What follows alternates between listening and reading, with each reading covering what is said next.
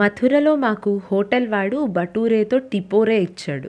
ఏంటి టిపోరే అనుకుంటున్నారా? టిపోరే అంటే ఇన్స్టెంట్ పచ్చడి అనమాట.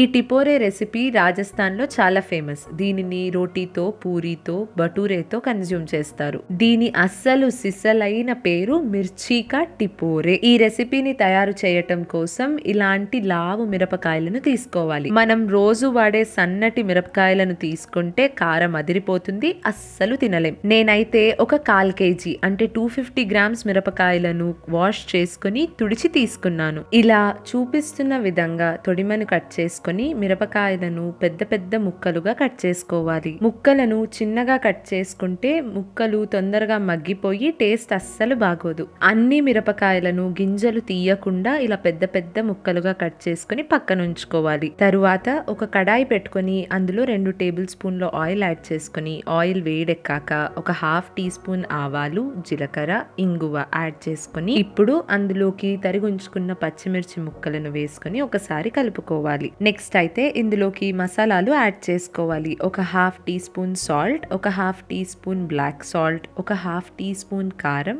చిటికెడంత పసుపు వేసుకొని అంతా ఒకసారి కలిపేసుకోవాలి. నెక్స్ట్ ఇందులోకి 1.5 టీ స్పూన్ ధనియాల జీలకర్ర పొడి, 2 టీ స్పూన్ల ఆమ్చూర్ పొడిని వేసుకోవాలి. ఆమ్చూర్ పౌడర్ ఏ గ్రోసరీ స్టోర్ లో అయినా ఈజీగా దొరుకుతుంది. నార్త్ లో మనలా చింతపండుని వాడరు, దానికి బదులుగా ఈ ఆమ్చూర్ పౌడర్ ని వాడతారు. నెక్స్ట్ ఇందులోకి కచ్చా పచ్చాగా దంచుంచుకున్న సోంపు పౌడర్ ని 1.5 టీ స్పూన్ యాడ్ చేసుకుని 1 టీ స్పూన్ చక్కెరను కూడా యాడ్ చేసుకుని కలిపేసుకోవాలి. సోంపు ఈ టిపోరేకి మంచి స్మెల్ ఇస్తుంది అండ్ చక్కెర పులుపుని బ్యాలెన్స్ చేస్తుంది. లాస్ట్ లో ఈ టిపోరేని మూత పెట్టుకుని 2 minutes మగ్గించుకోవాలి. మెత్తగా మగ్గనీయకుండా కొద్దిగా గట్టిగానే మగ్గించుకోవాలి. అంతే, ఎంతో రుచిగా ఉండే మిర్చికా టిపోరే అయితే రెడీ అయిపోయింది. 10 days వరకు ఫ్రిడ్జ్ లో స్టోర్ చేసుకోవచ్చు. సరే మరైతే ఇంకో వీడియోతో మళ్ళీ కలుద్దాం. ఇట్లు మీ అభిరామి.